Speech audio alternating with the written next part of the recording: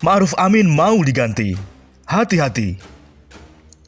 Prabowo harus waspada dengan Megawati. Masih heboh isu Ma'ruf Amin akan diganti dengan Prabowo. Siapa dalangnya? PA 212 dan PKS jelas-jelas telah menolak Prabowo. Anti Prabowo. Sekarang Prabowo dibenturkan dengan Ma'ruf Amin. Tentu ini bisa merusak hubungan antara Nahdlatul Ulama dengan Gerindra. Oleh karena itu, Prabowo harus diingatkan tetap berhati-hati dengan Megawati. Harus sadar diri, tidak mungkin PDIP rela dukung Prabowo di Pilpres 2024. Ketua Umum Partai Gerindra, Prabowo Subianto, diharapkan untuk mengingat masa silam yang pernah dikecewakan dengan perjanjian batu tulis jilid 1. Begitu kata pakar dan ahli hukum Universitas Nasional Jakarta, Saiful Anam. Menurut Saiful, Prabowo kerap kali percaya dengan janji-janji manis yang disampaikan oleh Ketua Umum PDIP, Megawati Soekarno Putri. Prabowo seringkali percaya janji-janji manis. Padahal di atas kertas, sangat sulitlah ia bakal dijagokan oleh PDIP. Mana mungkin PDIP akan membesarkan Prabowo, apalagi Gerindra, ujar Saiful Anam kepada kantor berita politik Ermol, Rabu 12 Agustus. Sangat tidak mungkinlah PDIP akan merelakan partainya untuk mendukung Prabowo sebagai capres dalam Pilpres 2024 mendatang. Imbuhnya menegaskan. Bahkan kata Saiful, jika hal tersebut terjadi, maka sama halnya mengangkat Gerindra dan menenggelamkan PDIP. Saya kira Prabowo harus ingat masa silam bahwa ia pernah kecewa dengan janji manis batu tulis jilid 1. Jangan sampai terluka untuk kedua kalinya dengan adanya perjanjian batu tulis jilid 2, katanya. Karena PDIP sendiri tidak kekurangan stok kandidat yang akan berpeluang maju untuk Pilpres 2024 mendatang. Saya sarankan Prabowo harus sadar diri bahwa selama ini ia sebenarnya dinina-bobokkan untuk meredam atas segala kemungkinan yang pernah ia lakukan. Misalnya dalam kontestasi 2019 silam. Habis itu, saya yakin akan dibuang, pungkas Saiful.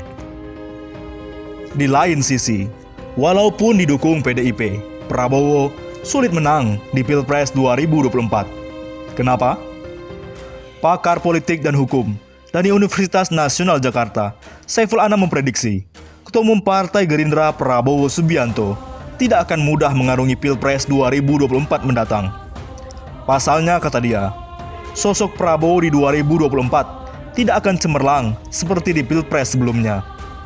Menurut dia, pupusnya kecemerlangan itu karena ada rasa kecewa dari masyarakat yang mendukung Prabowo di Pilpres 2019. Lantaran Prabowo bergabung ke pemerintahan Joko Widodo. Bahkan menurut dia, Prabowo sudah menjadi cetakan buruk bagi rakyat tentang Pilpres 2019, di mana pada akhirnya Prabowo merapat ke pemerintahan Jokowi.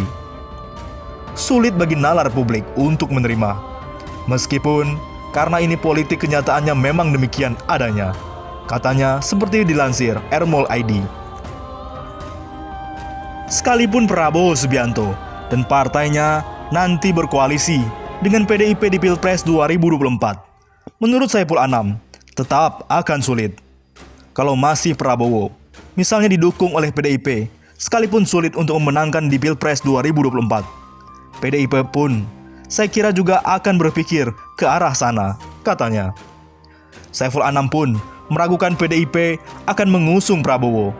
Tidak mungkin PDIP akan mencalonkan yang berpotensi kalah. Selain itu, pasti dia akan memprioritaskan kadernya sendiri daripada Prabowo, ujar Saiful Anam. Namun sulit rasanya bagi Prabowo untuk memenangkan Pilpres 2024. Sosok Prabowo saya kira lebih pas berada di belakang layar. Ia sulit untuk dijual ke publik, pungkasnya.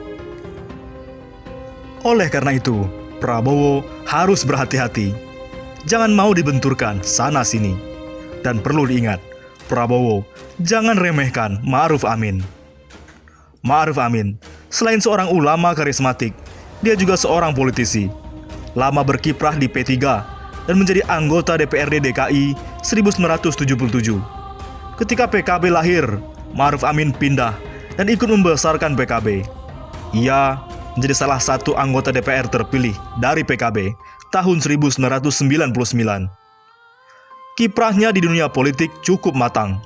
Banyak orang hanya melihat sosok Ma'ruf Amin sebagai ulama, terutama perannya sebagai Rais PBNU dan Ketua MUI.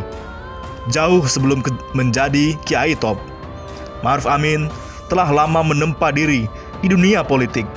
Sebagai kader P3 dan kemudian PKB, cukup menjadi bekal Ma'ruf Amin mengasah pengalaman politiknya. Sangat keliru jika ada pihak-pihak yang mengecilkan kemampuan berpolitik Ma'ruf Amin. Kiai yang satu ini punya insting politik yang tajam. Terbukti, ia berhasil menyingkirkan Mahfud MD dari posisi cawapres Jokowi the last minute, hanya hitungan jam sebelum deklarasi.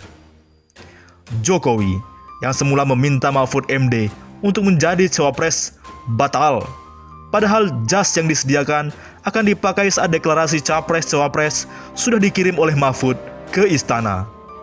Malah tidak jadi. Yang deklarasi hari itu justru Jokowi Ma'ruf Amin. Sakitnya tuh di sini. Tapi posisi Menko Polhukam setidaknya telah mengobati hati Mahfud MD. Tidak saja Mahfud MD, Muhaimin Iskandar atau Caimin yang jauh-jauh hari sudah pasang iklan cawapres di mana-mana, malah tersingkir juga. Ternyata menjadi ketua umum PKB tak cukup mampu melawan Ma'ruf Amin. Begitu juga Kiai Haji Said Akil Siroj. Ketua PBNU ini juga tak dipilih Jokowi untuk mendampinginya di Pilpres 2019. Dan cerita ini dibongkar semua detail-detailnya oleh Mahfud MD dalam dialog di televisi swasta, TV One. Jangan main-main dengan Ma'ruf Amin. Terpilihnya Ma'ruf Amin sebagai cawapres saat itu adalah bukti kepiawaian sang kiai memainkan peran politiknya. Ini takdir, pasti. Tapi Tuhan tentu selalu menghitung ikhtiar hambanya.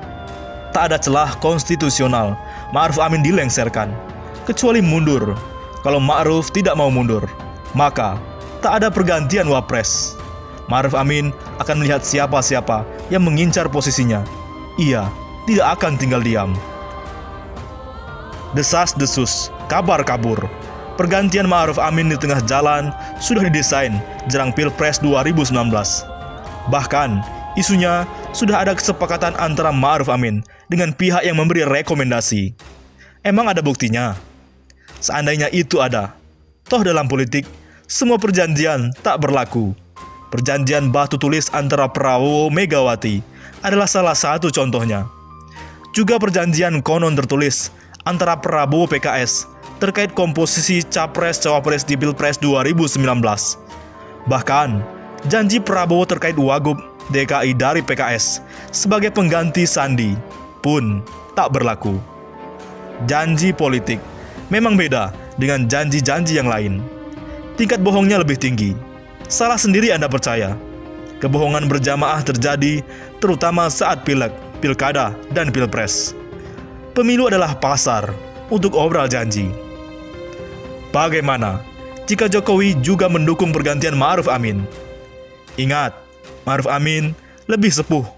Soal pengalaman belum tentu Jokowi lebih matang. Mau adu kuat, Ma'ruf bisa mengkapitalisasi NU dan umat untuk melakukan perlawanan. Bisa-bisa bukan Ma'ruf yang diganti, tapi Jokowi yang akan dilengserkan. Saat Jokowi lengser, Ma'ruf Amin jadi presiden. Presiden kedua dari Nahdlatul Ulama. Ini akan jadi sejarah. Jika tanggal 23 Juli 2001, Gus Dur dari NU diganti Megawati dari PDIP, maka tak ada yang bisa menjamin Jokowi yang dari PDIP tidak lengser dan diganti oleh Ma'ruf Amin dari Nahdlatul Ulama. Hari esok, tak seorang pun yang tahu bagaimana takdir itu meneteskan air mata. Bagaimana menurut pendapat Anda?